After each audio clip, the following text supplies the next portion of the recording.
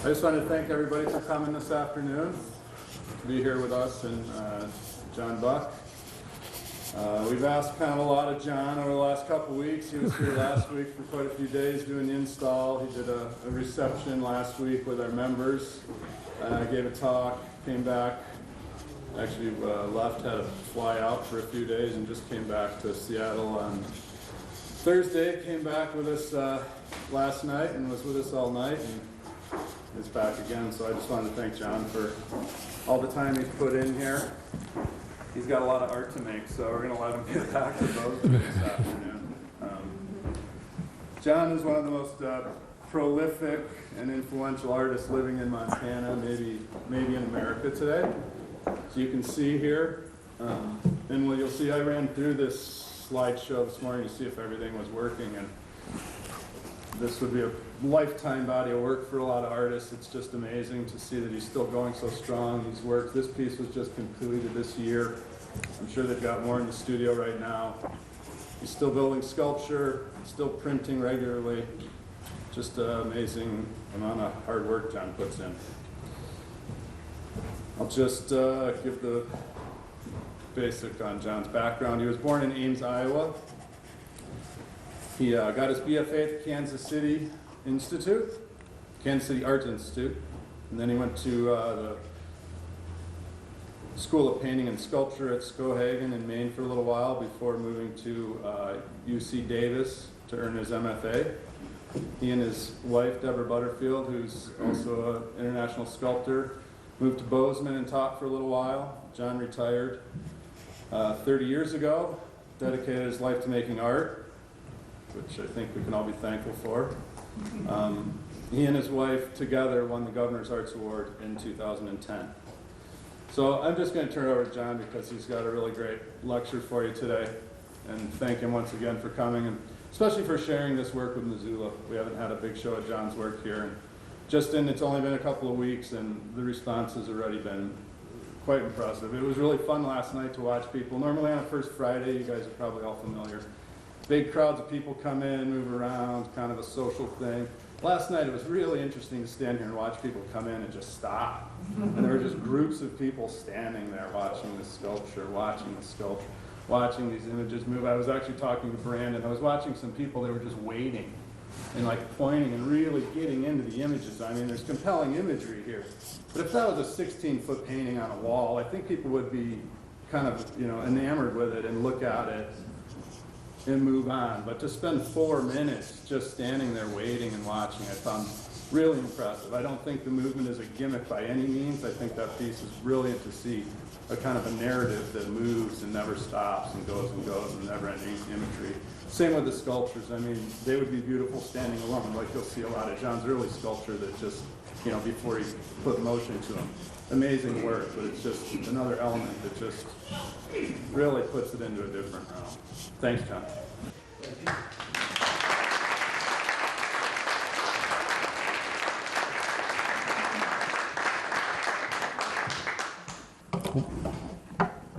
Oh boy, amazing and great. That's me. Well, thank you all for showing up. A couple minutes ago, I didn't think anybody was going to make it, but yeah.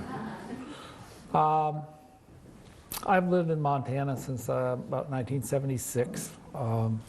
I moved around a bit after getting out of graduate school, took a few jobs teaching here and there, and so, I'm not totally unaccustomed to standing up in front of a group of people and making my point, but there's always a kind of a certain amount of excitement when you get up and you think somebody out there is going to ask you a really tough question. So, I hope if there are some out there, you can lay them on me, but you have to ask me out loud because I'm really, really deaf, and I can't just hear people talking in the background. So, we can do that any old time something comes up. So if there's an image on the screen that is getting you, then you should speak up then, because then we have something to relate to. I can't probably go back.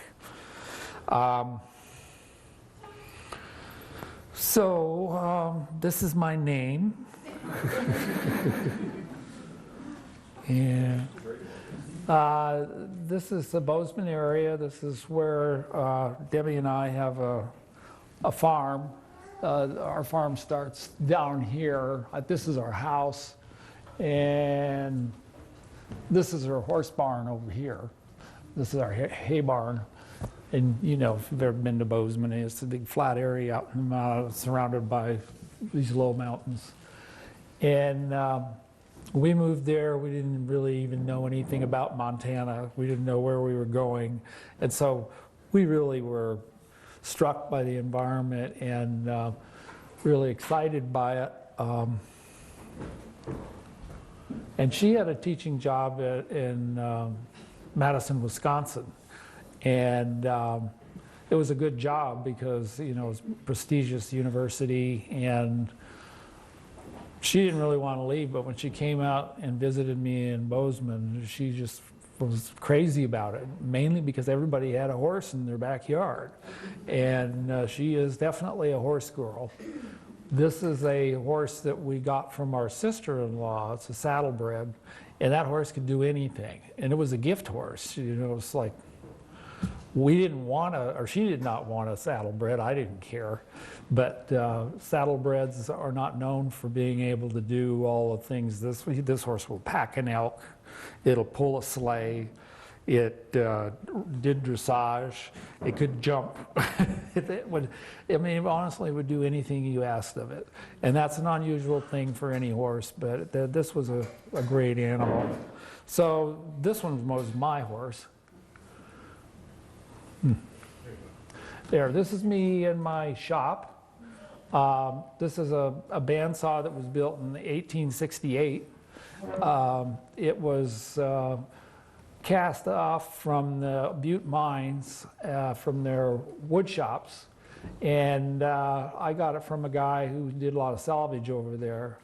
And when I bought it, or got it from him, it was just a big chunk of rust and didn't have a motor. It was never designed to have a motor, actually. But it has a big table on it and a big throat, which means that you can put a large piece of wood on it and spin it around and cut all kinds of shapes. Running a bandsaw is like running a sewing machine. You just push the wood and then it goes through the blade, and it's pretty easy to work, and it'll take a really small 1/4-inch blade. So anyway, we restored it all. I say we, I have an assistant that I work with, and he's been with me for almost 30 years, which is kind of a remarkable thing to have he was a student, and so he went through the art department, got his master's degree in Bozeman, and so he's a regular artist, but he liked the idea of working in the shop and doing things with me, and so we just almost became like partners. And so this is the way the saw looks now. It is very functional. See, there. So this is about 1971 or 2, and this is a thing that I made called a clear water suspension device. And it was intended to contain and float clear water in a polluted pond. And in the middle of the UC Davis campus was this little pond that was like a decorative college thing. And it was so bad, there were guppies in it that would swim up to the surface and kind of gasp, and they'd be kind of floating around. And otherwise you couldn't see them. The water was so murky. So I chose a good site. This is the source of my clear water. And this is what the thing looked like. It was a vacuum plastic X, and it had styrofoam and bricks on the bottom of it. So when you put it in the water, it would float just right to the edge. So here we are installing it in the polluted pond. And this is me putting the clear water into it.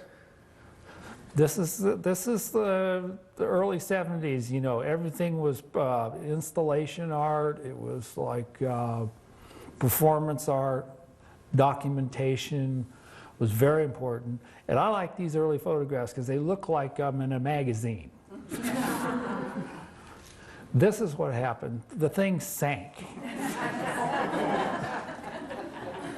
And all my clear water escaped. And so it was a total failure in the sense that I had this preconceived notion about what should be happening, what it should look like. And that right away said to me something about how failure can lead you to other things. So I gave up on that thing and went on to do drawings of sculptures that interacted in the environment and that didn't fail. So this is a pile of rocks. This is a way of clearing a field. It was a sort of a Midwestern thing that a lot of farmers would do, is they take the rocks out of the field, pile them up in the corner of a fence, and wrap them with wire, and they just keep adding rocks to it until they become this wonderful big monument almost to their efforts. This is a canvas stretched out on the ground, held in place by these sticks. And on the surface of the canvas are these little wooden and inner tube rubber birds. And there's a bird right here, right underneath the rock. And one of these birds is a trigger mechanism. And when you pull on that bird, the rock drops right on top of this bird. But before it hits that bird, this bird is pulled out and another bird is pulled in. This is called The Exterminating Angel, from the film by Buñuel about a group of people who have been somehow magically trapped together as a group in a house in, let's say it's Paris. And they can't get out. They don't leave. They just stay there. They don't even know that they can't leave. And so it's a very peculiar situation. Eventually they get out and they run to the church to give thanks. When they get to the church, they can't get out. So I always remembered that film, and I thought, what an interesting situation that was. And for me, this was a way of illustrating it, and or it was a way of making a three-dimensional painting. I've somehow always been a little bit obsessed with making sculpture, but the painting is where I started when I was an undergraduate student. And all I did was make pictures of things I wanted to make. And over again, I fell back into that. So this was maybe the first time I did something that was successful. This is a canvas that's stretched out under a tree full of birds, and that would be a way of making paintings.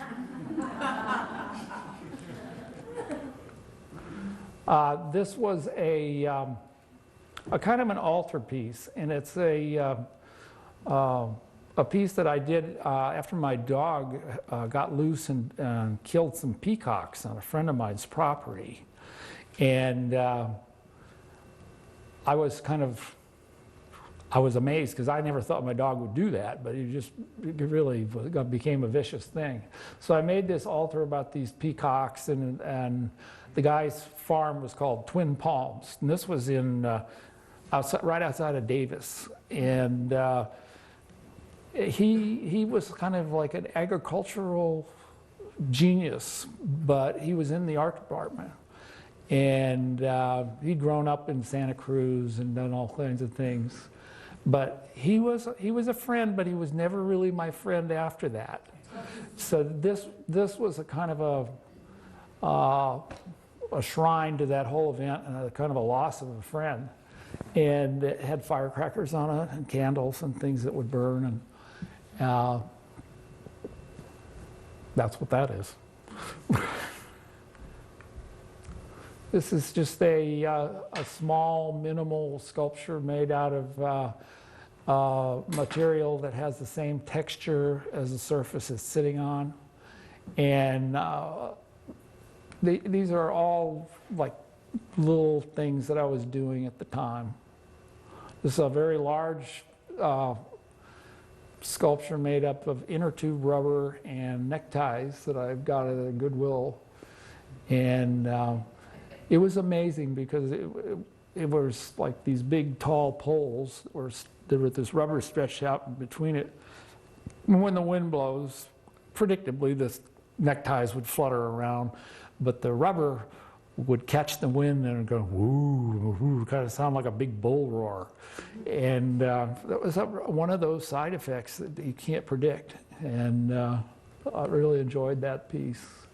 This is another one with inner tube rubber, and it's about it's a stepping stone. And for me, it was something I look back on, which was, as a kid, I used to go to the park and play around under the big bridge that went through, that was a kind of, not a highway, but a main artery between the town of Ames and the University of Iowa campus. And there was a lot of mud on the bottom, on the banks, that would dry up in the summer and become these big, wonderful clods of hard stuff. And you could draw with those pieces of mud on the structure of the bridge underneath, which was concrete. And so it was like the most basic, crude drawing material on a crude surface. And I loved that sense of primitive art materials, let's say. And of course, the stuff that the kids would write on those walls was pretty primitive too. And it was all my first exposure towards a certain kind of expressiveness that was basic to all people. It's not necessarily graffiti, but they want to make a mark, and they want to necessarily, nobody's watching, they want to say something. Later on, I got involved, this kind of goes up to 1982, I think. I got involved with the surface of the canvases and drawing on them in metallic materials in like graphite, and building up the surface in a way that had paint as a texture. It was very, very subtle. And you'd walk around and look at something like this, and you would see certain elements, but then as you walk past it, they would disappear. It would fade away, or light would change. And I also started making these wire sculptures that would hang in front of this. And they were exactly the same dimension in terms of line quality as some of the lines on the canvas. And so it became this really difficult to perceive canvas. And I loved it. I loved the ambiguity of, well, am I looking at a drawing, or am I looking at a wire sculpture, or what? And of course, there was no resolution necessary. But there is a sculpture here that stands in front of it, that's painted into it, and one outside of it. I mean, you can see that better than I can at this point. This is another early sculpture that was it's basically a piece about, let me backtrack a little bit. Somebody said to me, I was talking about how I came up with this sculpture over here. And I said, well, you know, I started thinking about it as a wagon, and talking to my assistant about it, and how we were going to make what we needed to make to start with. And he says, well, do you just kind of get up in the morning and you have this idea and you just go in and make it? And I said, well, no, it's not that simple. But in a way, this one kind of was. And this one is a piece based on a radio program that I listened on, you know, it's probably public radio, in the morning before I went to my studio to work. And it was the story was that the Ku Klux Klan had a big resurgence, and they were trying to attract university students to join the Ku Klux Klan.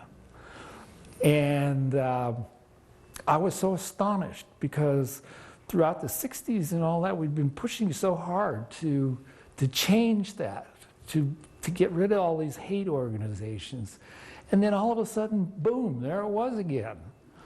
And so if you want me to, I can explain. This is a sewer. This is a Ku Klux Klan guy. And he's being pulled out of the sewer by this rope, which is attached to this flag, which says, "Don't tread on me," that's coming out of a window with a burning cross that's got a rolled up Constitution on it. And on the other side is this rope that shines a light down on this sign of the benediction. And there's a shadow of a rat on the wall. And on the scales of justice, which the ladder stands on one end, the other end has got a snake on it with his head cut off. So it's like a Rube Goldberg notion of how this could come about.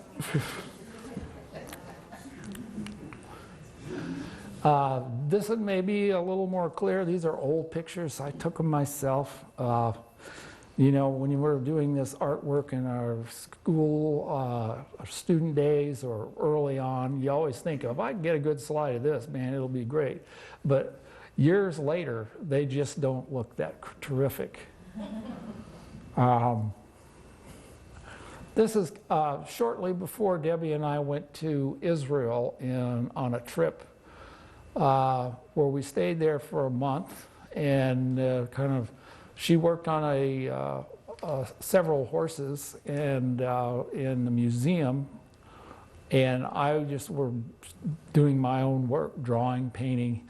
I gained a lot of insights out of being over there, and it was good for my development as well. But you can see there's a canvas, and then there's these sculptures, and they blend in and out of what's on the surface. These are kind of mixed up, I guess, but this is all around. These are mixed up. This is a construction that's made up of slats of wood that are laminated together, tied together. In between each layer are different colors of feathers, different kinds of feathers, just kind of picked up off the ground.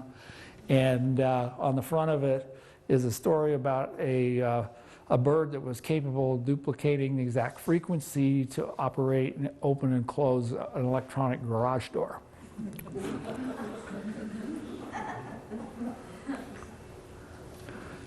This is a piece of sculpture that's made out of cattails, and it would regenerate itself.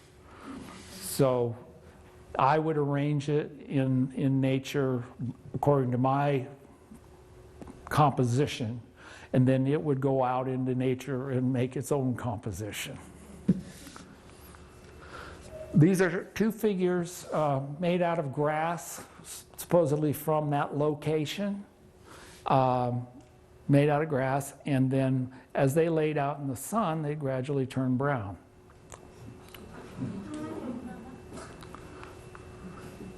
This is a trellis for some green beans called Kentucky Wonders.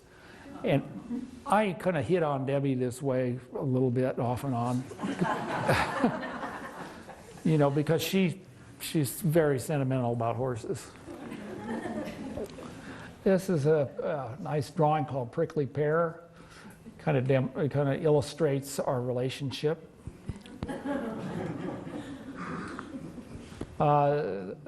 This is a kind of a clever way of stacking hay bales. And it really was intended to illustrate the continuous search for spiritual enlightenment that happened to be going on in California at the time.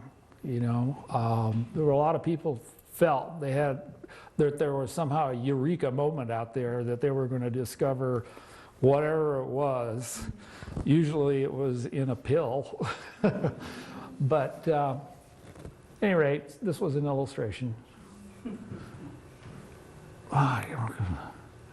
And these are some little drawings that I was doing at the time, and it just shows you the ambiguity again about drawing, where there's a drawing of a hand and a drawing of a goose, a drawing of a fist and a drawing of a head. And actually, the drawings of the hands are so clumsy that they're just as peculiar and different, the shadows. I mean, they're just. a friend of mine and I went out to a development in Northern California and did some sculpture on the beach. And he was pretty active in terms of doing some very contemporary looking sculpture. And I went out there and I thought, gee, the best thing happening on the beach in California is all this stuff down in Emeryville or out on the mud flats. They take this stuff and they stack up sticks and they do all this crazy stuff. And I said, I can't do any better than that. So this is kind of how it came out of that. And I started doing these pictures. Now this is, at this point, I had gone from California to England. I was on a teaching fellowship. And I was trying to somehow accommodate this notion of these really spontaneous constructions that I was making when I was at Sea Ranch, and use found materials and so forth. But they didn't really have a lot of found materials in England. You couldn't go around and just tear limbs off trees or pick stuff up off the ground because they'd already picked it up. And so in the process of making these watercolors, I became more and more elaborate in terms of color and material. I found that the watercolor on the surface of pine was just like doing watercolors on regular watercolor paper. And so I'd make these parts and watercolor them up real brightly and then assemble these things. And they were just a step outside of those drawings that I was doing at the same time. So my watercolors, my drawings, and my sculpture kind of would change places from time to time. One was maybe more successful than the other. One led to the other. And so I was kind of holding hands with myself as far as making these pictures. So this is an installation where I was able to actually use my sculpture to kind of set my point out, which was to make a painting that you could walk around in. A kind of a three-dimensional extravaganza. But it's all very flat. It's all cutouts made of pine. And you walk around behind it, there's no imagery on the backside. It's not painted, it's just wood. So it's like a stage set. I think this is back when I started teaching at MSU. Once again, this is called Horsewife. I kind of liked it. Well, it sort of explains the prickly pear.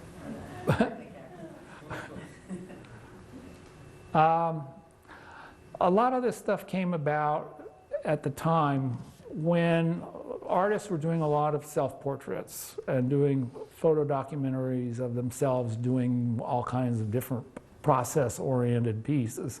I suppose like me dumping water in that X.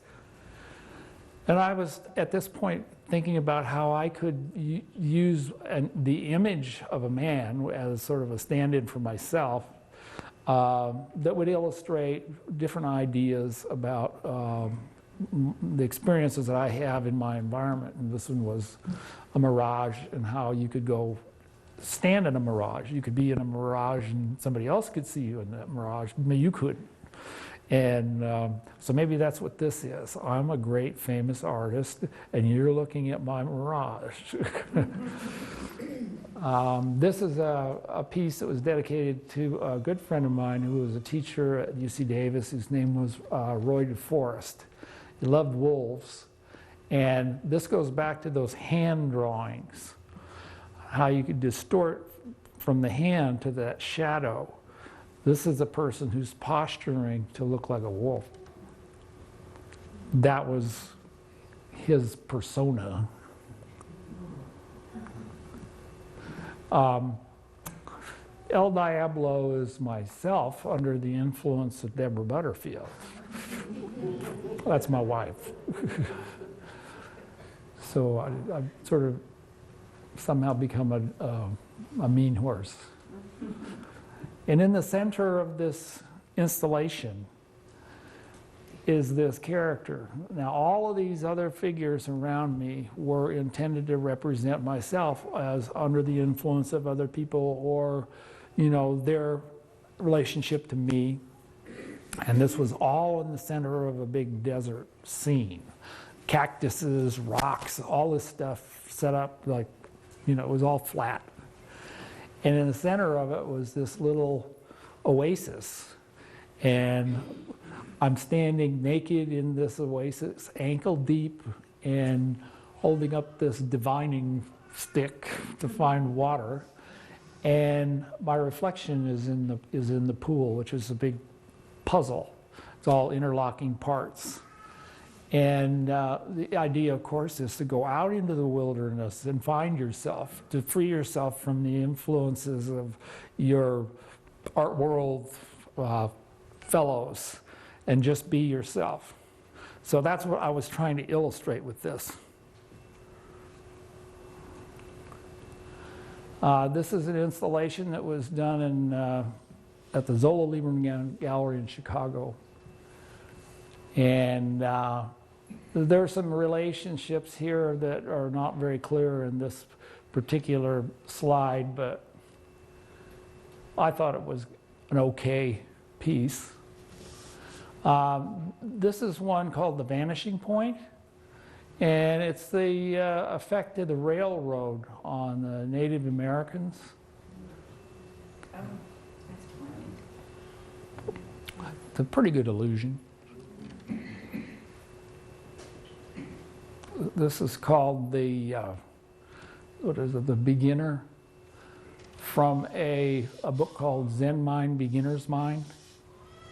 And it's really about, all of these things are, for me, a kind of a search for something in myself and something in the work that kind of feeds back to me and has a certain resonance and meaning that may not be available to everyone, but I'm always starting out from, I want to discover something new and never know what that is.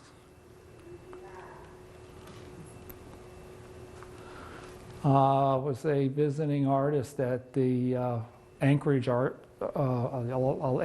Alaska Art Center in Anchorage, and they asked me to make a print.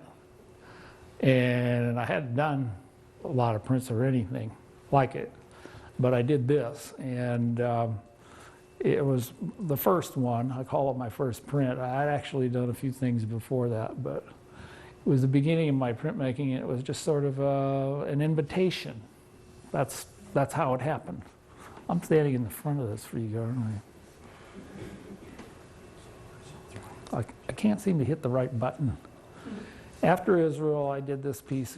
It's called The Month of Sundays. And it's a piece that's made up of all the various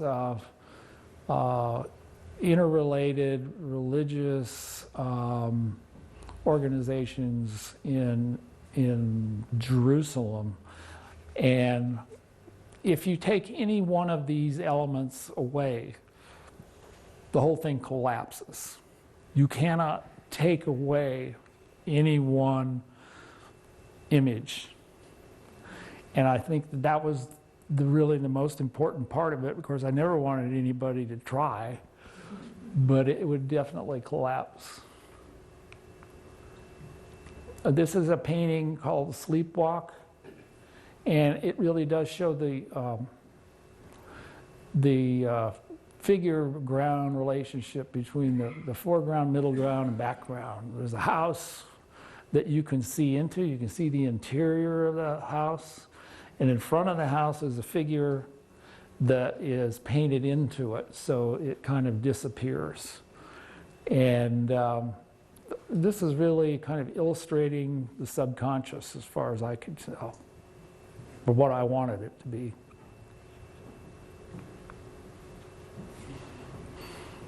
While we were in Israel, just before we went to Israel, I saw this great eclipse here in Montana, and it was a really wonderful view from Bozeman. I could see the other side of the valley getting dark, and we were still in the sunlight. And then the sort of shadow just moved like a cloud on the surface of the earth, just across the valley. And then the other side of the valley was lighting up, and we were going into the dark. So, I mean, it gave you a feeling for how big the shadow was. But it happened pretty quickly. And when I was in Israel, I saw this old wall of the temple of the old wall of the temple in Jerusalem. That is the kind of the holy spot for a lot of different people. And on the other side of this wall, this is the Temple Mound, they call it, is the gold dome of it's a temple. And it has a little crescent moon on top of it. And it's like an occupying, one religion occupying another space they both claim. And it's, you know, all about the problems in the Middle East. But it was like that eclipse. You know, you don't know how long that shadow is going to be like that, but it's going to move. You know that's going to move. And there's even a symbol there that says it is. Then we went to China, and while we were there, I saw some stone tablets that they were taking rubbings from by putting a piece of paper on the surface and then taking an ink pad and pounding it on. It's a little more complicated than that, but they get this black and white image by putting ink on the surface of the block or the stone tablet, and then, you know, just kind of gradually making this image. So they could make duplicates of the images and sell them to tourists. And I was happy to get one, because I don't know if they let you do that anymore. But it told me that I could do prints, that I was making sculpture that was flat, that I could go out and make rubbings off of my sculptures. I could make prints off of my sculptures. And that was really what pointed me in the direction of making prints. I don't know why this thing is like. So this is one of my first really large scale prints. It's about 6 foot by 3 foot. And it's made up of a lot of pieces of wood. It's made up the same way all of these prints are, except that it was early on, it was basically black and white. This is a... was that one solid piece, or were those small little pieces like a jigsaw puzzle? I'm glad you asked me. This is not so complicated as these others because there's not so much color involved, but this figure here, you can see this is a joint, so that the leg is joined to the body, and then these blocks here join the torso together, and there's more blocks to hold the arms on. And it's really mangled up with a lot of different kinds of drawing and so forth. Like these impressions here are actually washers that I'd take and throw out on the surface and hit them with a hammer, and you get these little half crescents and so forth. And then there's some other things on there where I had a piece of all thread and I kind of beat it with that, and drawing on it with nails and ballpoint pens and pencils and anything that would make a mark. It was just a way of experimenting to see what I could do that would reproduce. And that's what it was. But it's, you know, when I start a wood block, the first thing I do is I put these wooden boards in a frame.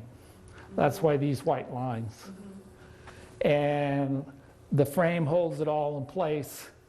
And then I make this thing and I trace it on the surface. And then I cut that out with my bandsaw and then lay that in there. Now the printing process can be very easy if you don't change a lot of colors and so forth, and you're not anticipating anything. And at this point I just wanted to see what happened. So, you know, that's kind of what it is. That's called The Avenue in the Americas, and it was a piece about the Sandinistas, I guess.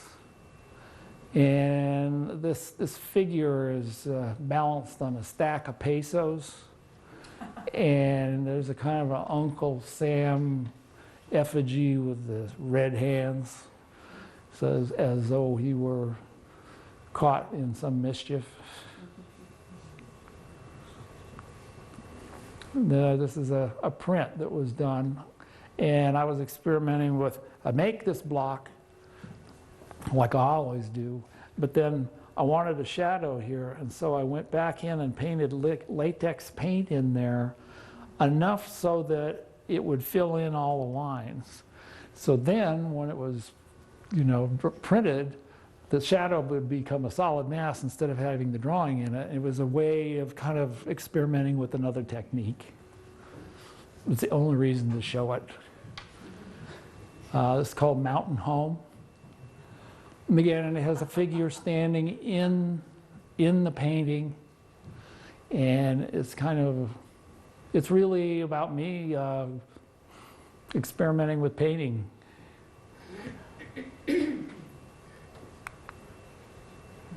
It's called The Oath.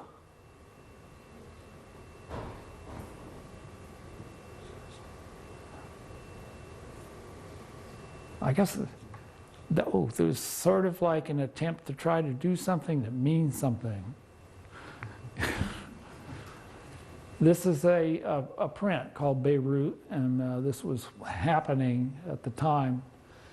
And it was done at the University of Colorado, where I was invited to be a visiting artist. And just like in Anchorage, they asked me if I would be interested. You should sit there. They asked me if I'd be interested in making a print, and so I did. I made this block, and once again, it was done the same techniques where I cut the tree out. I was drawing without really knowing, well, maybe I make a print. What's that going to be about? And I started making this block, and I just drew stuff on it. And I didn't know what it was going to look like, and then it kind of came to me that I was going to make this tree and inlay it into it. So all of this was preliminary thinking. It just sort of didn't really mean that much, except that it was all stuff I had to run through my mind before I could make the decision of what to put in the center of the block. So I'm using the block as a kind of a diary or a sketchbook. I don't make sketches, I don't make sketchbooks. I do it on the block. And so, you would think, oh man, that's a great way to sabotage yourself, or, your ideas get away from you, or just make something that looks awful. But it's all somewhat under my control because I can anticipate how the color will affect the print. Also, I figured out later on that this looks disturbingly like the cover of a Time magazine. And that really kind of sways a lot of people. We had a couple of kids. In the midst of our lives, we decided that, we were living in Bozeman, we weren't teaching, and we had this little farmhouse out in the country, and we just thought it would be great to have a couple of kids. And we'd been living together for over 10 years, so it wasn't lightly that we came by this decision. But at any rate, this is a piece called Father and Son, and there's a figure. It's about 8 feet tall at the shoulder, I think, and then it's got this figure inside of it. And I think there's a print here that follows it. Yeah, this is the print. And I just was sort of taken by the idea of suddenly there being this other person in my life that I was directly related to. This is sort of what happens to you when you have kids. And this is a drawing or a print that I made about that. And, if you've got kids, you know what I'm talking about. There they are.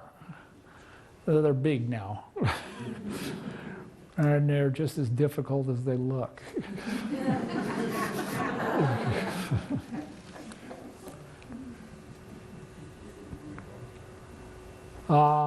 This was a piece where I was going to learn origami. And I wanted to learn it so that I could use it in my work.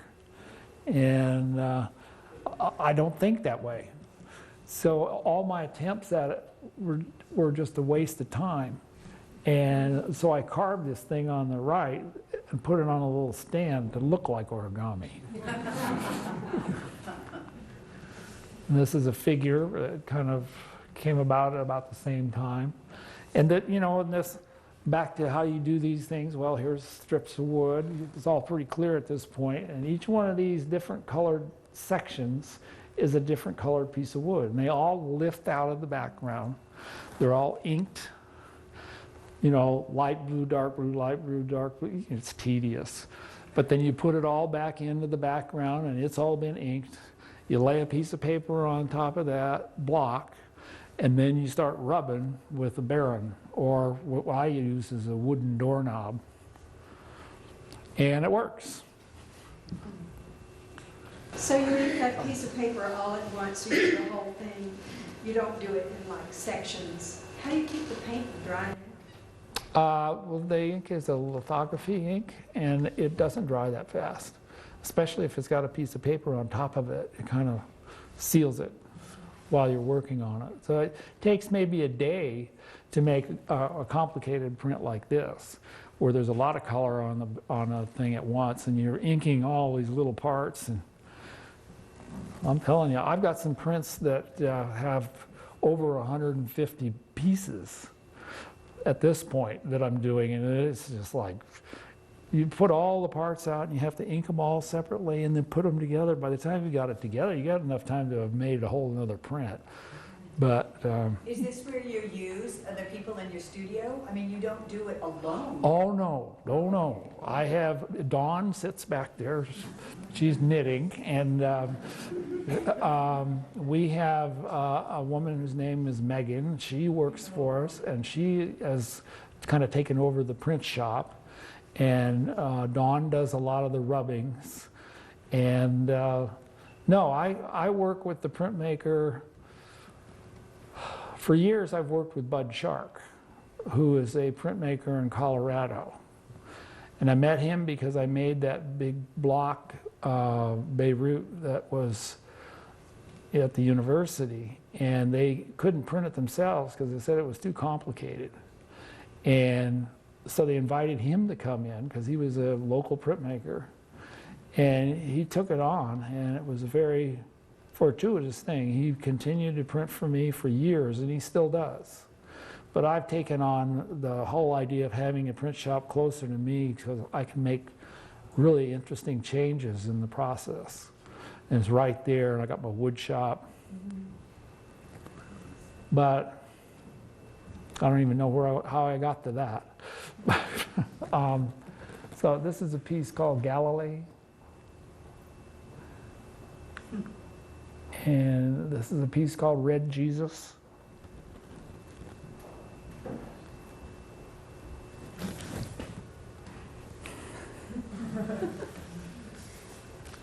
This is a piece called Crossroads, which was a little village in South Africa. And it was sort of a combination of different things. The people, they were burning their villages, and these things were happening in part because of diamonds. And we still have an issue of these blood diamonds, they call it. And so, I don't know, I was just kind of hitting on that as an idea. This is a print about the same subject. This is a piece called Drum Talk, and it was about the incarceration of Nelson Mandela. Are those three separate pieces? You have the acrylic on the canvas on the wall, and then a sculpture on the wall next to it, and then that Those are all the same composition, though. and they are. So this was a print.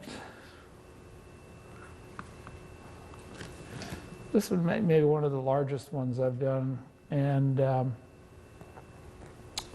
called East West.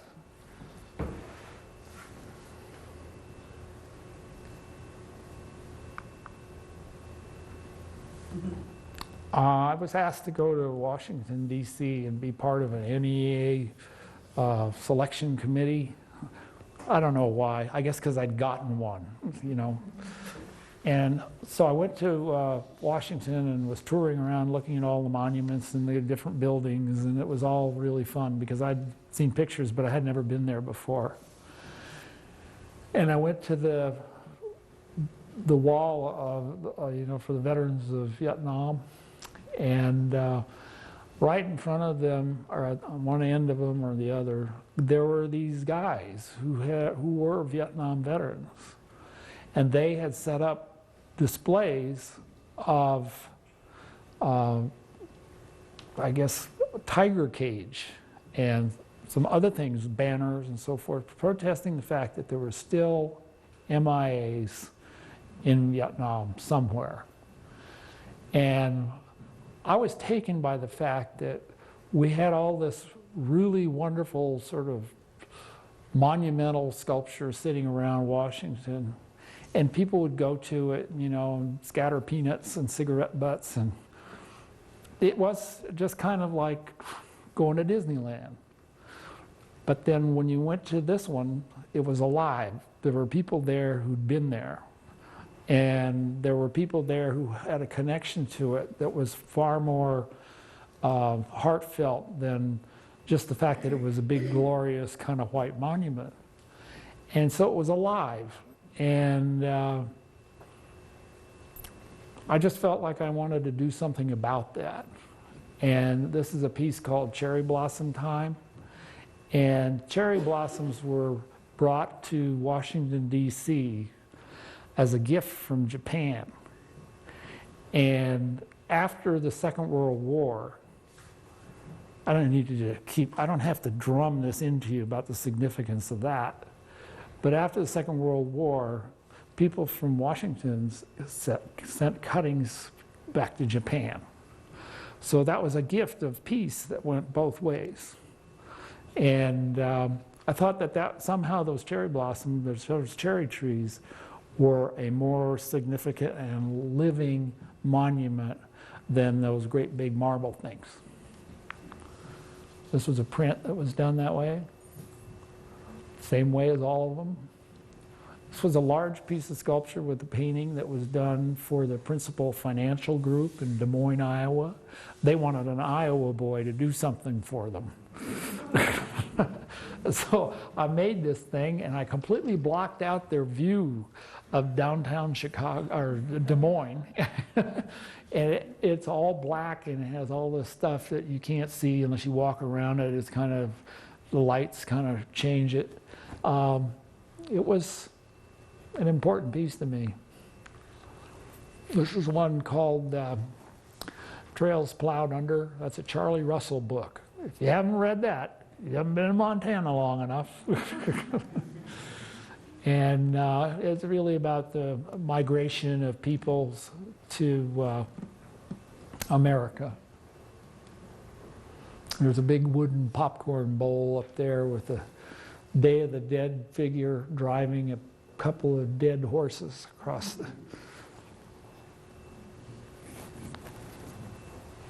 And then this is a wooden panel which is attached to the front of the canvas. And the wooden panel has been painted a blue that is not quite as dark as this. Maybe this is black.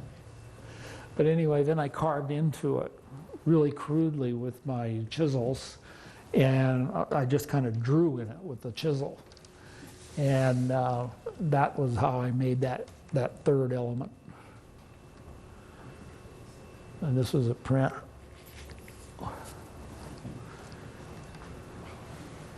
I can kind of motor through these now, can't I? Yeah. This is called White Poppies. And some little Day of the Dead characters. Those I bought in Mexico. I didn't make those. This is American Babylon, and it was after the first Iraq War.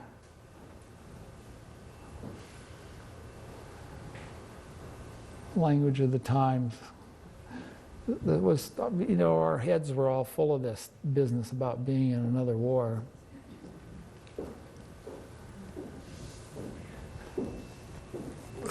There's a piece called Brasilia, and to me, in my mind, Brasilia was the new modern capital of Brazil, and it was built in the middle of the jungle, so they tore down the jungle to build the city. And it seemed counterproductive, but that's how this piece came about.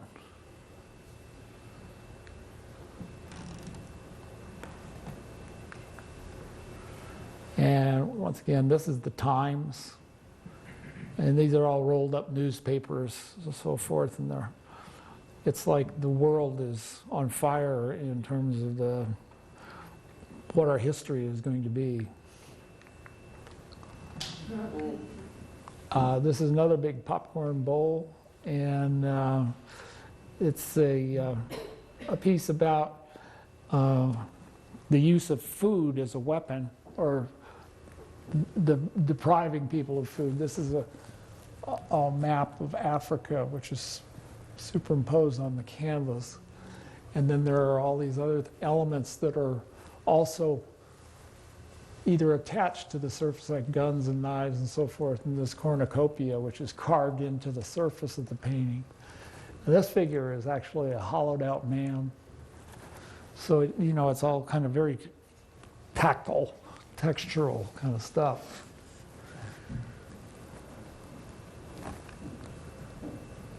This is a piece called Great Falls. So I have a question about how you blend the colors, the red and the yellow, because they don't look like separate blocks. They look like they're blending together. Is that the way it's inked?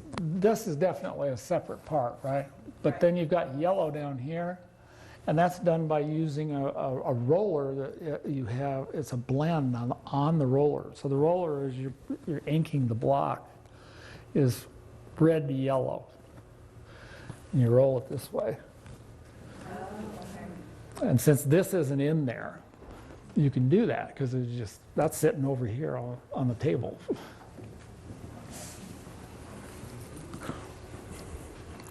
Now this is kind of getting to the end of my no color background printing techniques, because now I'm going to start using some other colors to get color in the line, which means I have to print a base color underneath everything else I'm doing. This is called the Ivory Trade, and it is about that, about people killing elephants, taking their tusks, and carving tchotchkes with them.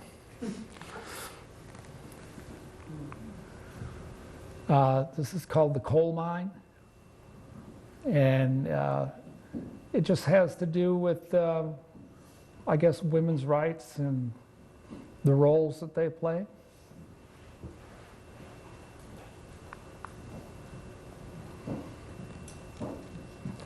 It's called pigeonholed, and pigeonholing was what I thought was what people would sometimes do to me. Because they would look at my work and they would see something that was familiar to them and they'd say, that must be what this is about. I said, well, not really. I mean, that's part of it. But so I decided to do a piece about pigeonholing. You know, somebody trying to lump you into one place. This is called Fact and Fiction.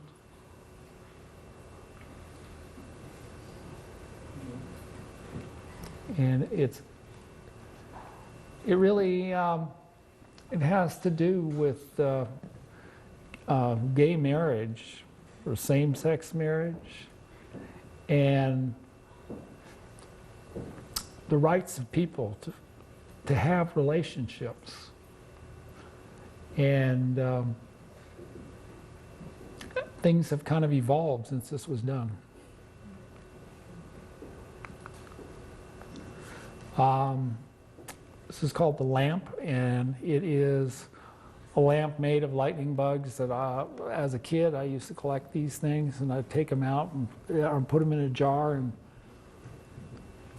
walk around the neighborhood and see if I could illuminate the place. And it's something kids do when they have access to this, but my reason for doing it is that children today don't feel, or their parents don't feel, that they can just turn them loose in the dark, go out and run around in the street at night, because things are not the way they used to be, and kids are in danger if they go out. If your community is not like that, you know, you can thank God for that one. But a lot of neighborhoods, kids are all locked up at night. So there's a lot of images and so forth about the turmoil of what's going on around them. I was invited to go to the Pilchuck Glass School because I'd made that print, and they thought, well, maybe you would like to do something with glass. I said, I don't know, I would. And so when we got there, we had kind of like finagled our way in because we had these two kids, and they didn't have a place for us to stay. So they put us up in this little house that was for the gaffers. The gaffers stayed there, and they're the guys that really know how to work with glass, and they do things for you.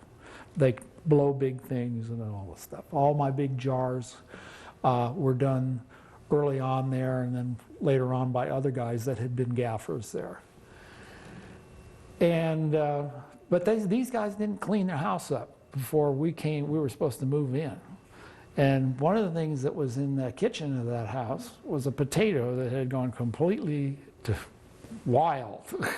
It was sitting on the kitchen counter, kind of half rotten with all these vines coming off of it. And I looked at it and I thought, Jesus, this is a good idea. And so, because I didn't know what I was going to make in glass. I mean, I'd never even thought about it. And so I started doing these jars, and I did a number of them. And then I started playing with them. When I was a student in UC Davis, one of my teachers was Bob Arneson. One of my teachers was Roy DeForest. Other one was Bill Wiley and Wayne Thiebaud. These were all the guys in California that were kind of like young, coming into the scene artists at the time. And so I had the great fortune of being around people who had a lot of energy, a lot of drive, and who were really doing interesting work. And they're all kind of almost dead. And so it makes me feel terminal, I'll tell you that. But this was a kind of a monument to Bob Arneson. And all the stuff in that jar is loose. So every time this piece gets moved around, it all changes, which is just the way his personality was. This is a good one. This is a piece called The Eternal Flame, and it was intended to represent a kind of monument, like in Washington, D.C., for the artists who are supposedly on the cutting edge, using their bodies as a medium to do their work. So they have like put themselves in harm's way in order to do something creative. And one of the things is this guy up here. I can't even remember these people's name at this point, but he shot himself in the arm. And Chris Burden. yeah, okay. And this has got Robert Mapplethorpe he's got a bullwhip in his butt.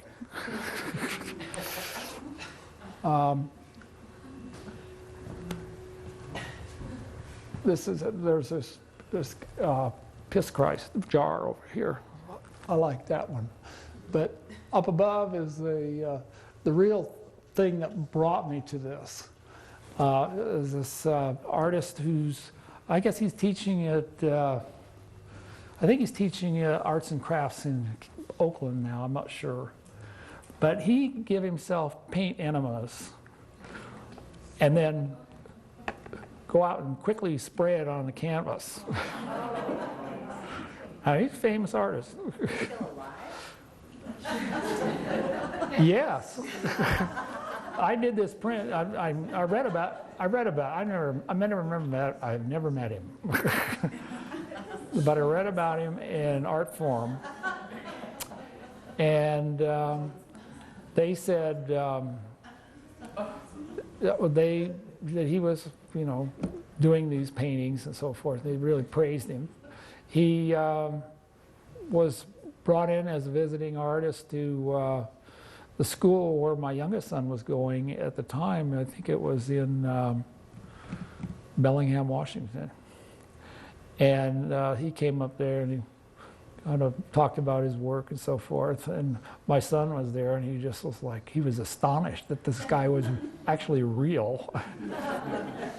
But I mean, we had a great time talking about it and joking about it. And then he transferred from Bellingham down to arts and crafts in Oakland. And lo and behold, this guy's teaching there.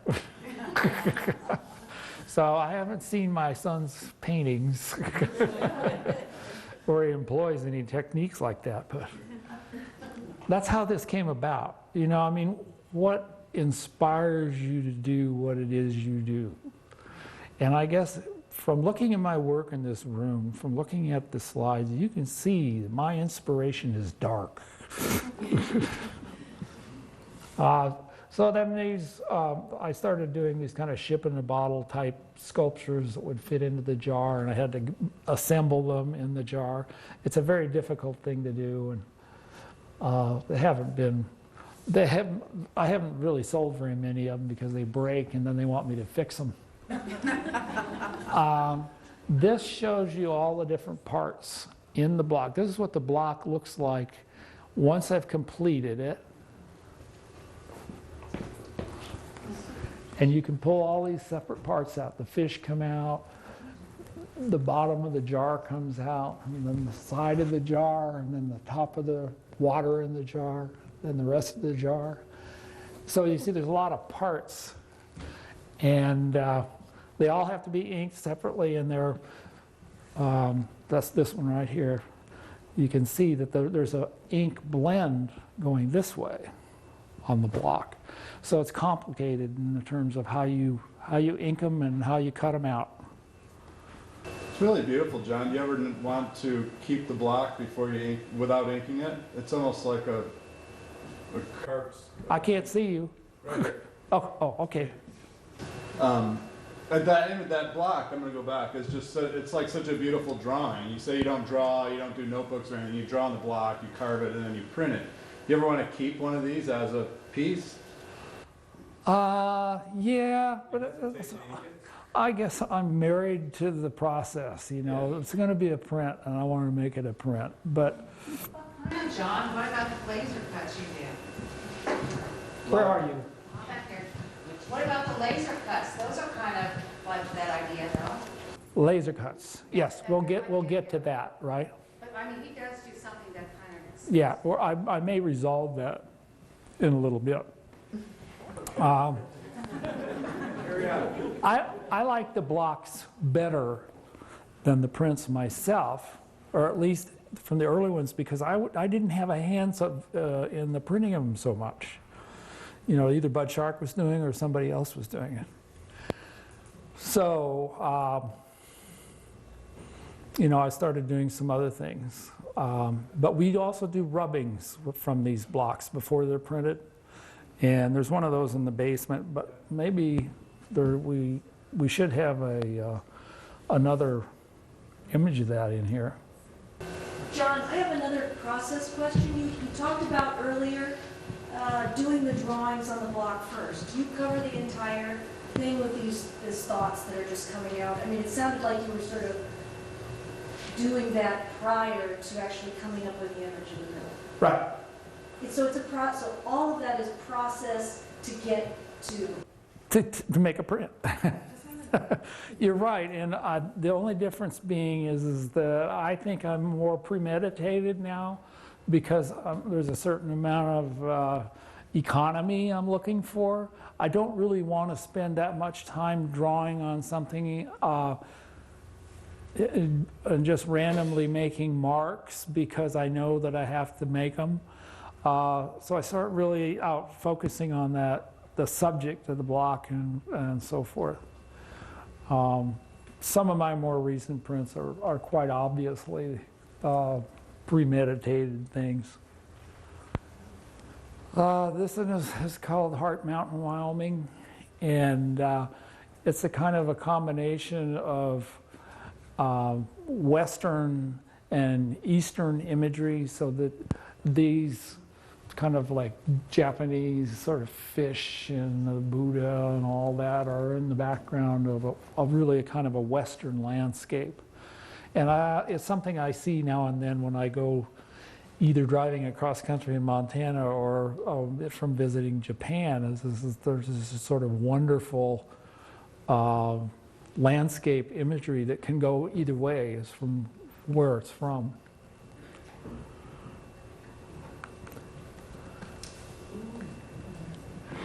And that's called the Singer Tract. And the Singer Tract was done after I read this wonderful article about how the ivory-billed woodpeckers had been extinct because of they'd been hunted down for the use as novelties or something. I guess there was some North American tribes that would use their beaks for decoration, and also their habitat was being destroyed. And so during the Second World War, the last time that anybody really saw them very much was in an area in, I think, Louisiana, called the Singer Tract, and it was an area of trees that hadn't been cut down yet. And they actually went into that area and cut down those big cypress trees so that they could use the lumber to make tea caddies, those little wooden boxes that they put teapots inside of, which they shipped off to the English or whoever was drinking tea out of a teapot. And so anyway, this kind of was what inspired me, and you know, the whole thing about our environment and extinction kind of came clear to me. And yeah, this is a print of it, and there's a kind of a Crocodile Dundee guy up there sewing something out of an alligator, and you know, it's just crazy, but it's a little bit like the ivory trade.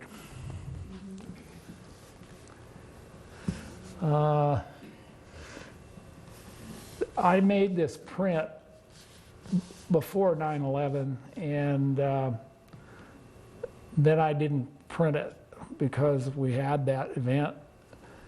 And this is a very tall print. It's much taller than my tallest ones because we had to actually glue pieces of paper end to end to make this. But I sent the block to Bud Shark, and we'd made some rubbings off of it, but then he said, well, we got to print this. This is real exciting. And I said, no, don't print it. I don't want to print it now. And so I ended up waiting for a couple of years, and then it was printed. But of course, I mean, I had no premonition that there was going to be a knockdown of the towers. It's just it was like at the same time, and I did not want to be part of that.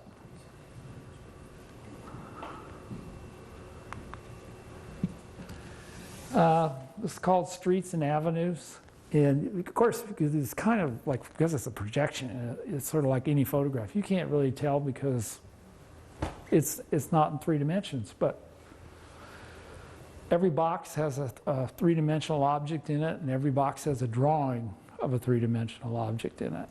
So it's like the ambiguity of 3 dimensions and 2 dimensions combined.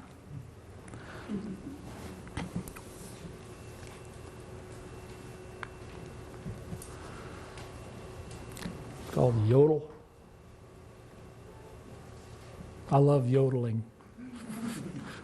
I used to do it on Lawrence Welk a lot when I was a kid.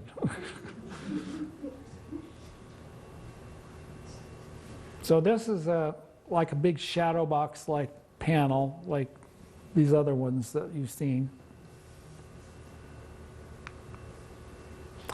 These are some sculptures that were done as a commission for the school in Portland called Lewis and Clark. And this is in front of their art building. Those are bronze? Those are bronze, yeah. And any of my wood sculptures can be cast in bronze really easily.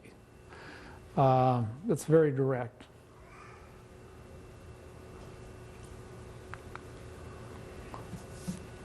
This is called spinnakers.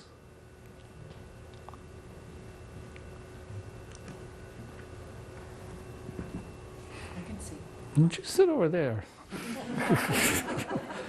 It really bothers me that there's somebody who's kind of sitting there like this and I can't see. No, I can see. John, do you remember where Spinnakers is?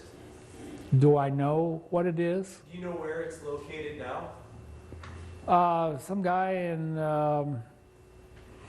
Palm Springs bought it, as far as I know. I don't know. But they're all real delicate little wooden carved objects which are painted and then set into those openings. This is a group of figures that was done out of koa wood. It's a native Hawaiian hardwood that is really beautiful stuff. And I felt kind of bad about using it because it's an endangered species and very beautiful, kind of sacred to the Hawaiians. And then when I started carving it, it became very apparent that I was allergic to it. I started coughing and I got sore throats and all this stuff. So I got this far with this, and this was going to be a series of male and female figures. And this is as far as I got. So I've still got them. It was just a project that stopped here.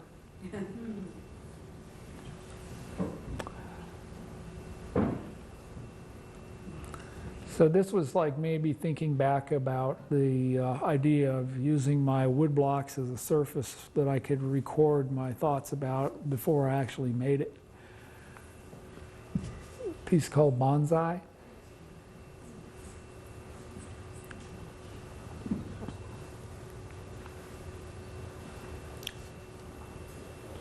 There's always a little chance of getting back at Debbie.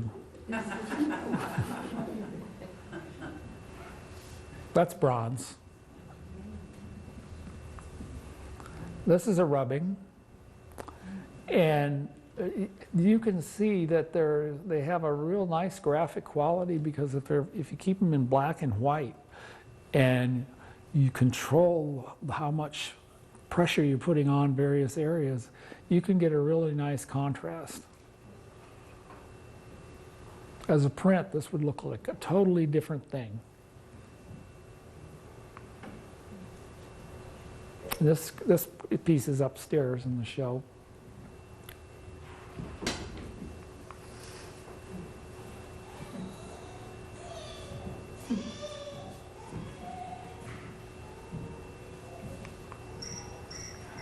This was a commission for the it's a big clinic. The Mayo Clinic in Rochester. Piece called Snowbird.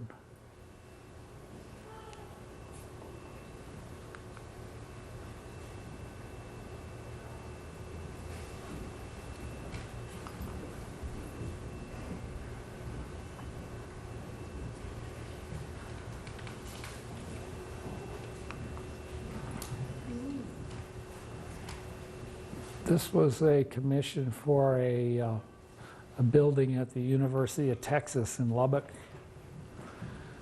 And every year, the students steal this. And I have to get them remade.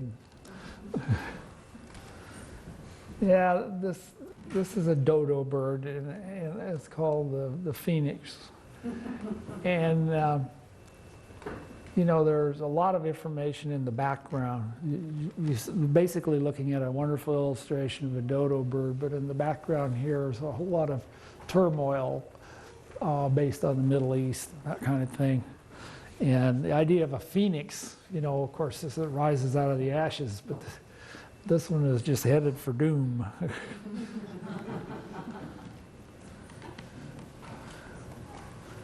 I've been experimenting with these. I've been working on these big pieces lately, and so I haven't been able to pursue this series. But there's this deep space, illusionistic kind of space here, which has different objects in it that I can compose different kinds of images in. And I haven't done enough of it yet to really perfect it, but I think that it's a great avenue. And it'll be easier for me to work on for a while. This is a piece that was done for a man who was collecting my prints for many years. And he had been working in Chicago all his life. He inherited the business from his father, and they had to do with the electrification of the city of Chicago. And so I made this piece for him when he died, and gave it to his kids and all that. It's called a luminary. So I don't know if you can see, but all this imagery in the background is like Chicago and all the various elements of the city, different people. I have a question about your process here in terms of you've actually inked the lines in different colors. Did you say this is like a two-step, like some are blue, some are yellow, some are white? You're talking about the yellow in this? Yeah, in terms of, is it actually the linear? Bud Shark did that. He did it with an airbrush, which, according to him, airbrush is just fine. A printmaker can do that. Well, she's talking about the color and the lines. So, and then and the other lines are there, it's like a light blue compared to the dark blue. How has that been done? In terms of what's been cut into the wood to actually ink that, or is the paper? Well, you have the background. You have to make two blocks when you start putting color into the background. Okay. The first block is just a flat panel, has no drawing on it or anything. And these shapes are cut out of it. So when you print it, you're just printing a light or dark purple or light purple on it. And then when you print the second block, which is what I call the key block, it has the lines on it. And you print the dark color over it, and then the lines that are left, instead of being, well, white, like on that flame, Okay. they have color. So it's a two-block process. Yeah, but the yellow, that was a Bud Shark trick. What kind of wood are you using? Well, I'm using the same wood as all these sculptures, Gelutone. It's very, very useful. It's a wood that works for me very well. I've got some of it that I haven't used yet, and it's soft enough you can draw on it with a ballpoint pen. And that's how all the line work is done on these prints, just by drawing with, you have to push, but drawing with a ballpoint pen. And I've ceased to hammer washers and that kind of thing into it because it's a kind of an arbitrary mark-making thing from another era, I think. So you're indenting the wood instead of carving it?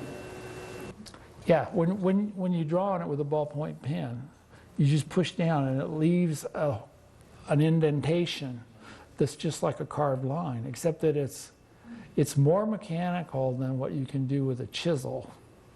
You know, there are, let's see if I go back one. These are all chisel marks here, and that's pretty obvious. But these white, or these lighter lines in here are definitely ballpoint pen. So there's not a lot of carving involved in this. It's the same old deal where I cut it out with on the bandsaw and make this shape and then carve around the edge like this. Or cut out these light bulbs. But otherwise, some of my pieces have quite a bit of carving, like in these jars. All the white bold lines that go around it or on the edge on the lip, those are carved. This is called Omnibus. And this is a mechanical piece that twirls around, and the arm goes around and the ball turns, and if your kid puts his fingers in those gears, he's going to lose them. This was a piece of sculpture that I did for a school in Indiana, and it doesn't move. And it is a drawback as far as I'm concerned. If it moved, it would be great, but I figured that the college kids would tear it apart, you know, so they'd be riding on it. Mr. Buck, I have a question. I was looking at these in your exhibit this weekend. I'm almost sure that they didn't just magically appear. How long does it take to disassemble something like this and then to bring it up here and to assemble? I mean, there's not a door big enough for this whole thing to fit up here. How long does that take? Well, it took me a year to make each one of these. I mean, when you brought it here to Missoula, Yes. how long did it take to It get it took- and to put it together? It took us about 3 weeks to build the crates and get them crated for a show in Denver. And then they were shipped down there, and we went down there and we assembled them, and it took about a week. And then we had to go back down there, and I didn't go, I'm an assistant who did that. He went down, crated it up, and he shipped it back to Montana. Then we sorted it because it wasn't all coming here. And then it came over here. And it took, I don't know, 3-4 days to get it all up and running. But we had just done it, and that's a big difference because we were like fresh from having already assembled. We didn't make as many mistakes as we had. But like this one here, that hasn't been put together for quite a few years now. And so as a result, you kind of get lost in the parts because there are a bunch of loose parts. Nevertheless, this is a piece called Against the Grain, and it is about the early surrealists and the Dada artists and the people who I always held as inspiration in my work. And so the top of the figure, or the construction on the figure's shoulders, has portraits of, you can see Salvador Dali, Rene Magritte, Man Ray, Giacometti, Calder, you know, all these different people. They're portraits on the top. And that all spins. There's a motor inside of this log, which is on the shoulders of this woman, and she's holding a PV. That's a kind of a tool for rolling logs.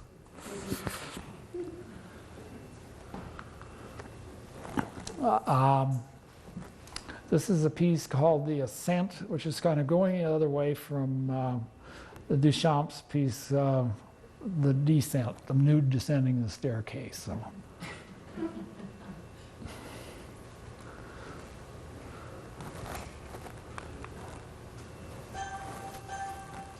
Uh-oh. You're almost out of power. Is it me? No, the battery's dying on Okay, well, I'll go fast. keep going. Now, this is called the Magnificent Gadget, and it's just a kind of a mechanical thing going around and around. This is a piece called The School of Paris.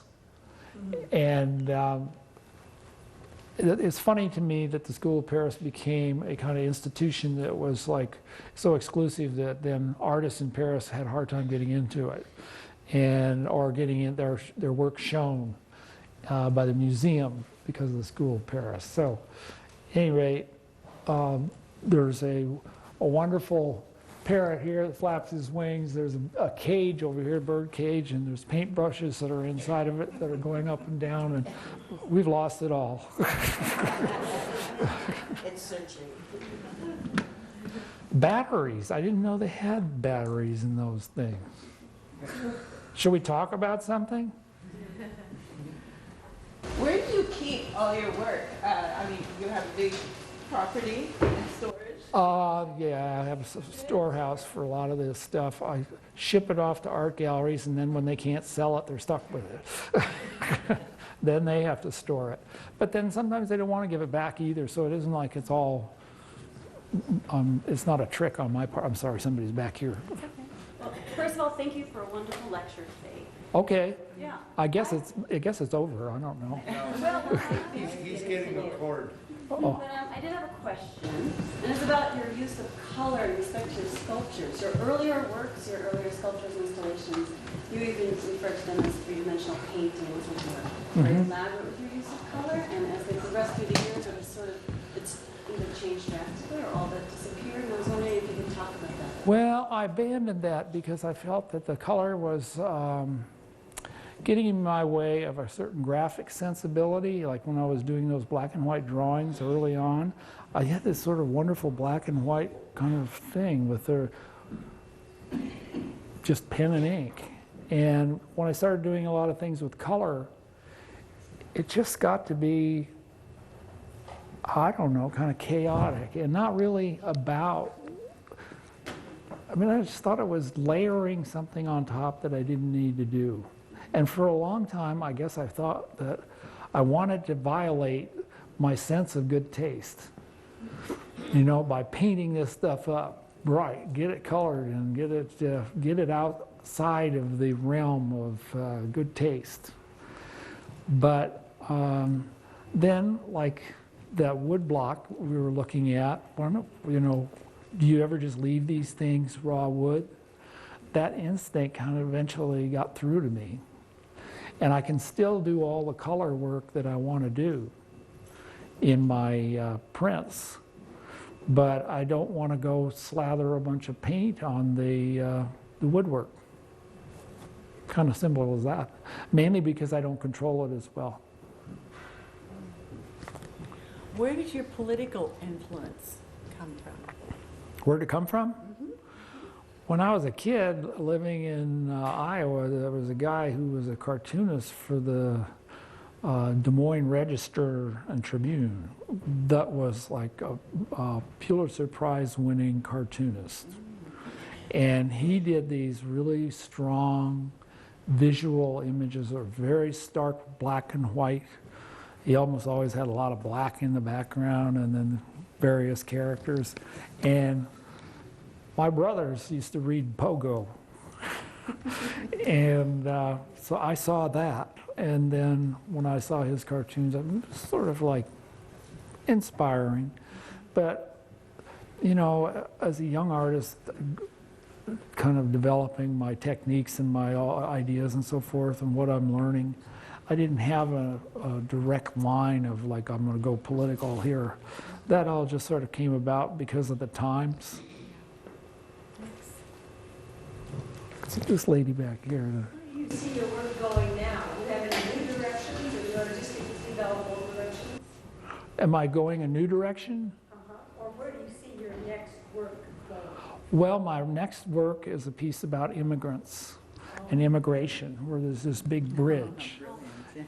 It's like a big arch, and there's people going in both directions. And you know, there's a kind of a conveyor belt that goes over the top of it, and then it goes underneath and over, and there's a false facade underneath the bridge.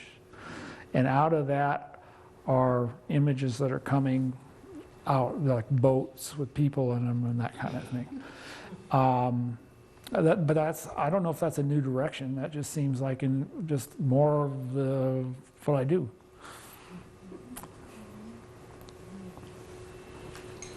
On the connect piece on the very end, when you made the bats, call them the mirror thread, were you thinking of dingbats? Dingbats? Dingbats, yeah. I was just thinking that the whole thing was being, yeah, kind of like that, being pulled by bats, and bats became a chaotic source of energy to pull this whole thing.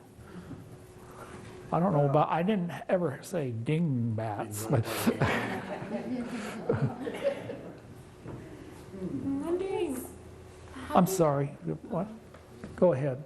I'm wondering how do you balance your political message? Because it's so easy to be angry. You know, it's really easy, but your work doesn't really push people away. Well, I'm seducing them.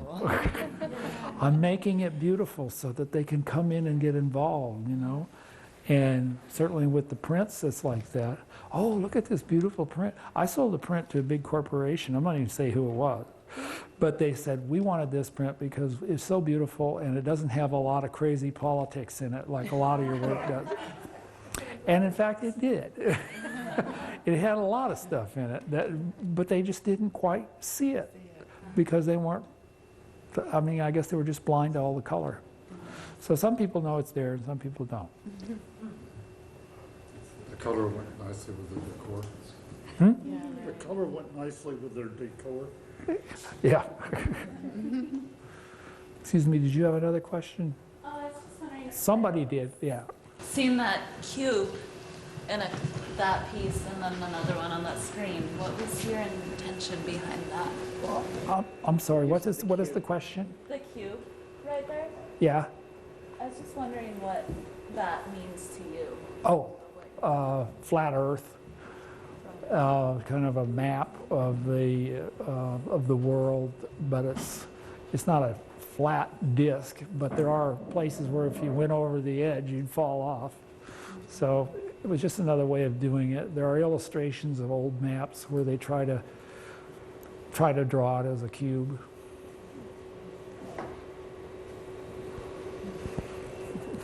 You know, I borrow everything I can. Are we ready to go again? This image stuck on it. Anybody know how to get rid of the contrast image? A lot of your pieces don't have their bodies without heads. Aha. Talk about that a little bit. Well, I guess I felt that these pieces were about ideas, and these ideas rested on the shoulders of people, not pedestals.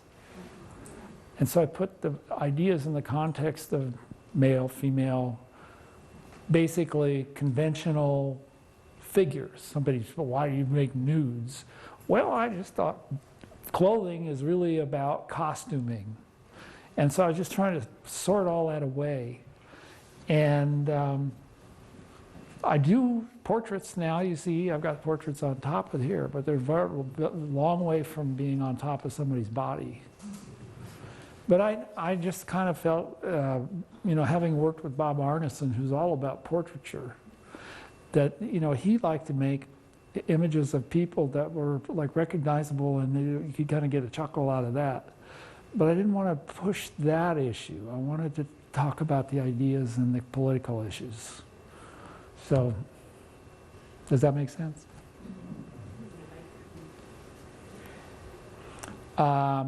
Okay, so we can go ahead. This is an exhibition in Lafayette, Louisiana.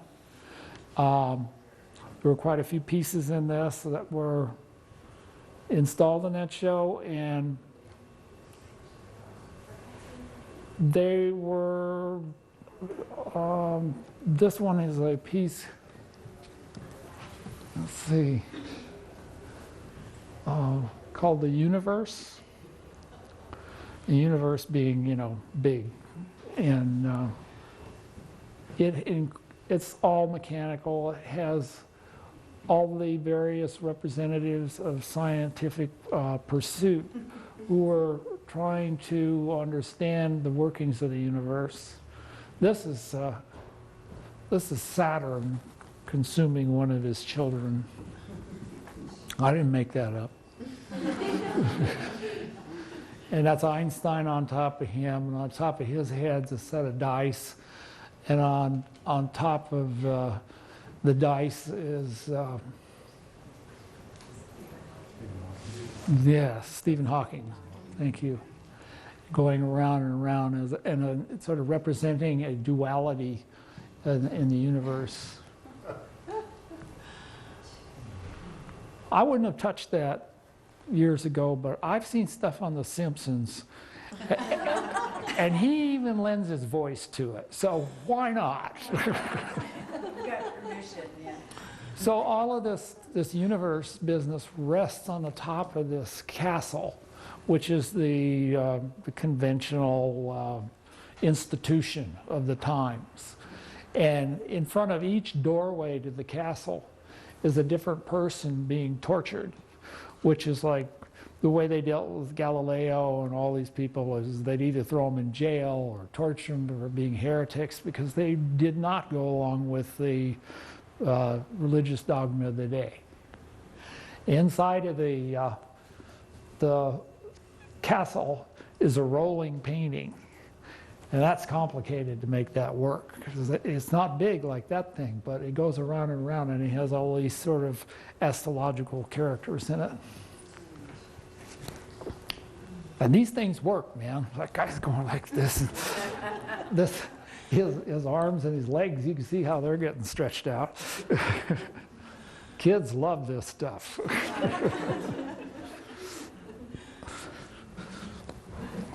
I'm trying to get out of your way. This is another large-scale sculpture painting called the Potomac Waltz. And it consists of in the intersection of 4 canvases in the center of a giant wheel. It's about 14, 15 feet across. And in each niche that you end up with as these canvases intersect, you have a pair of figures dancing. And on the left, you got George Washington and John Kennedy, and on the right, you've got Teddy Roosevelt and I can't remember his name. And over here you got Eisenhower and Franklin Roosevelt. There you can see a better shot of JFK. He's got Marilyn Monroe dancing on his head.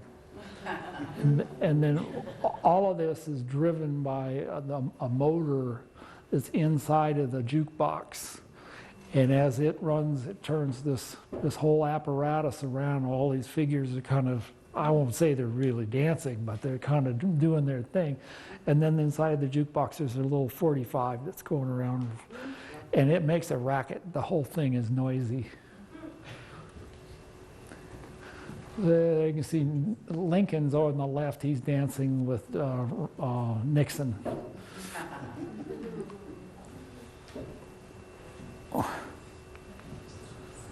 This is Guy, our assistant, who's working in this is a kind of a wood processing shop that we have in the back room of the studio. And we just mill out all this wood as we're making something and make it uniform so that it can be glued together. This is my carving studio. This is the print studio. This is in a separate building. And that press came from a company in San Francisco called Aurora Bora Press or something like that. And that's what I use to print the base colors on the paper.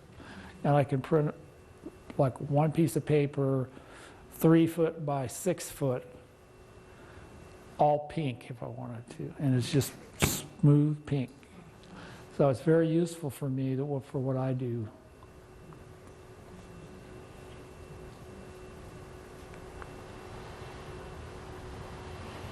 This is called Submaloc, which is Columbus spelled backwards. And organization of Native Americans who become the kind of the anti-Columbus organization. They protest the Columbus Day Parade in New York, and they're very energetic. This is a piece that's called Macy's on the Caw. That was a famous kind of a rummage sale that was set up along the Caw River in Kansas City when I was a kid or a student. And they put all this stuff out on card tables and tables and all. It was just great junk, but they never took it and put it away. So after years, the stuff has still been sitting out there and weeds growing in it, and it was all just a mess.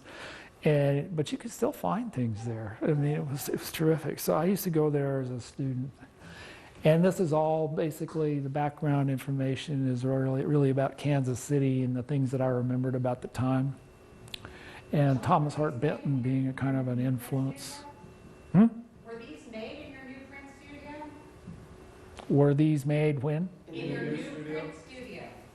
Oh yes, these were made in the new studio. Bud Shark did not print this. That becomes an issue with the staff. Now, this is a tulip for Patti Smith. It's a piece that's really kind of about Robert Mapplethorpe. And the background is all these sort of like wild stuff that Mapplethorpe is known for. But the tulip is a flower. He used to do these fabulous, beautiful photographs. And people just, they don't talk about that. They just talk about the other stuff. So I thought there needed to be some recognition. This is a piece called The Reef.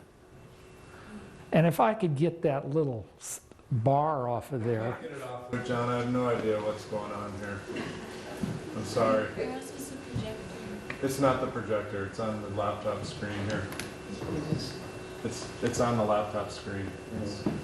I don't know. I'm sorry. Well, Have you tried it? What? Have you tried driving?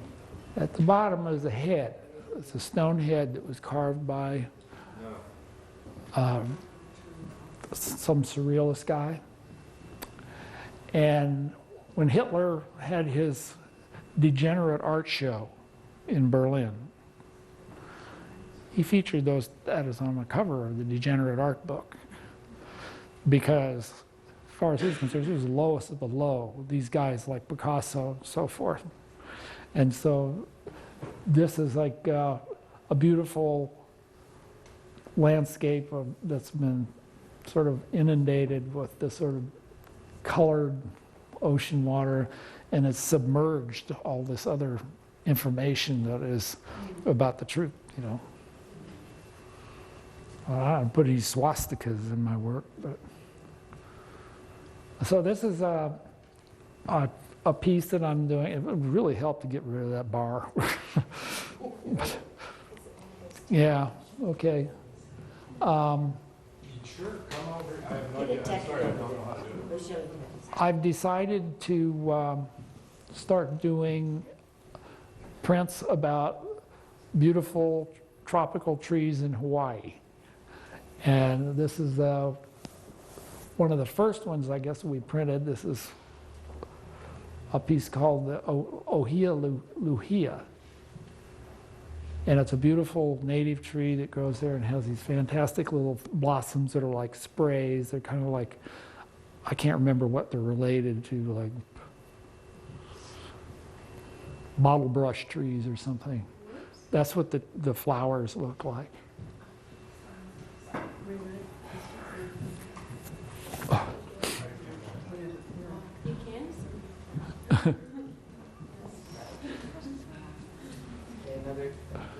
Another Yes. pause. Best intentions. That's usually my kind of thing.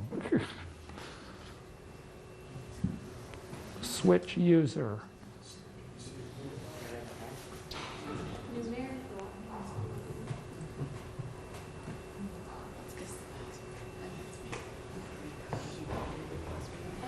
I think I've run out of time.